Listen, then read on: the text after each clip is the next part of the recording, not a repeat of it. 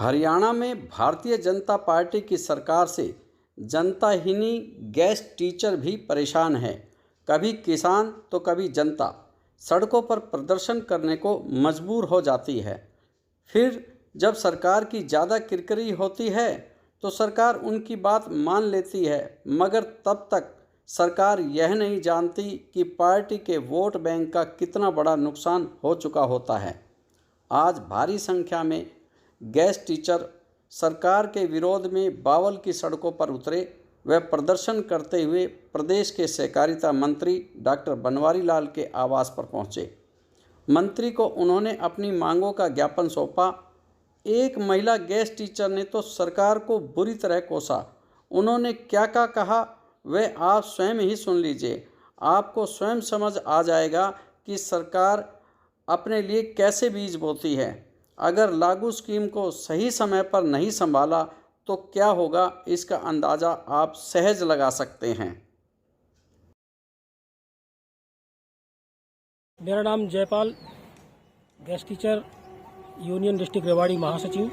ये कारण ये है जी, 17 साल से हरियाणा के विद्यालयों में हम बहुत अच्छा काम कर रहे हैं और हरियाणा सरकार ने इसके लिए हमारे लिए एक एक्ट भी तैयार किया था 2019 में, लेकिन उसके अनुसार हमें सिवाय नुकसान ही कुछ नहीं हुआ। हमारी एक सूत्री मांग है कि सरकार हमें एक कलम से पक्का करे। उस समय जब पंडित शर्मा पार्टी अध्यक्ष थे, जंतर मंतर में हमारा धरना चल रहा था 2014 में, तो उन्होंने ये कहा था, लिखित आश्वासन दिया हमें हमारे पास कि हमारी सरकार बनते ही आपको एक कलम से नियमित किया जाएगा। लेकिन एक कलम की बात तो दूर, आज हम सभी सेवाओं से वंचित हैं।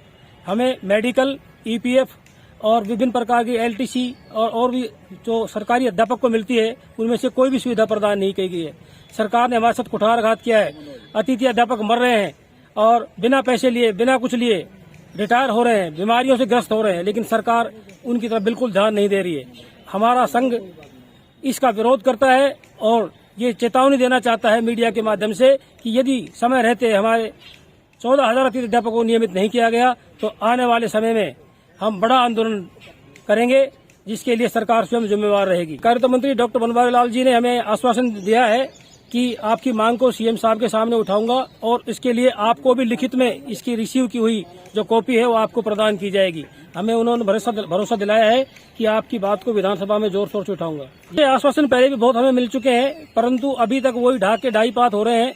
हमें तब विश्वास होगा जब हमारा कुछ कार्य आगे बढ़े, तभी हम सोच सकते हैं कि सरकार हमारी हितैषी है। नीति जो हमारा जो शीर्ष नेतृत्व है, उससे हमें जो आदेश मिलेगा और उसके अनुसार जो हमें पहले भी हमें बड़े बड़े आंदोलन किए हैं, जैसे महेंद्रगढ़ में आमरण अनशन किया हमारे साथियों ने और जंतर मंतर में भी आमरण अनशन किया है, उसी प्रकार से हम कोई भी बड़ा आंदोलन करने से पीछे नहीं हटेंगे। सर, मैं मीनू मैडम हूँ, मीनू रानी, और अतिथि अध्यापिका हूँ एसएस में। सर, बीजेपी सरकार ने हमें धोखे में 16-17 सालों से रख रखा है। आए दिन हम तलवार उल्टी लटकी रहती है। यूं समझते हैं कि कब एक इतना शोषण हो रहा है हमारा, स्कूलों में भी सरकार कर रही है, ना तो पूरी नियमित सैलरी मिलती है, ना हमारे अगर हम बीमार हो जाएं या कुछ भी हो जाए, पीछे कोई भी हमारे साथ कुछ भी होता है, कोई साथी एक्सपायर भी हो, बहुत से साथी हो चुके हैं, उन्हें कुछ भी नहीं है, उनके परिवार, उनकी दुर्दशा हमसे देखी भी नहीं जाती। पर बाकी ये सरकार अंधी, बिल्कुल गूंगी बहरी सरकार है, जिसके सामने हम रो रो के हमने कितनी बार ज्ञापन दे चुके हैं। उम्मीद तो अब भी नहीं है, पर बाकी हम भी अपने संघर्ष से पीछे नहीं हटेंगे। सर, आश्वासन दे दें, लेकिन लड़ाई में हम फिर भी नहीं हटेंगे। हम भी जब तक अगर बीजेपी सरकार पीछे नहीं हटती, आपने पूरे इंडिया में भी देखा होगा, जहां पर अगर कांग्रेस हट रही है कांग्रेस के लेवल पे, तो भी आज वो कुछ तो कर पा रही है। हम भी अपने उनसे सीख रहे हैं। हम तो बहुत पीछे से लड़ाई लड़ रहे हैं, आज भी हम आगे और भी लड़ते रहेंगे। हम किसी हद तक चले जाएं। बिल्कुल, चुनावों में इनकी वोट हमारे पास है सर। इन्हें पहले बता दिया हमने कि इनका जिस कुर्सी पे ये बैठे हुए हैं हमारी वजह से ही है। ये ना भूले ये सरकार कि ये हमारी वजह से ही कुर्सियों पे है, क्योंकि अगर ये अपने आत्मसम्मान को इस तरह से, अपने दर्द को नहीं महसूस कर पा रहे हैं कि आज हमारे बेटी बच्चे, हमारे भाई बहन, आज हम किस कारण परेशान हो रहे हैं, दर बदर ठोकर खा रहे हैं। स्कूलों में हमें कुत्ते वाली हड्डी जैसे आ जाती है मुंह में, वो वाला काम है। बराबर जुट रहे हैं, लेकिन एक समान काम हर बार ये घोषणा कर देते हैं, समान काम समान वेतन दिया जाएगा, तुम्हें ये सुविधा दी जाएगी, तुम्हें वो सुविधा दी जाएगी, बाकी होता कुछ भी नहीं है।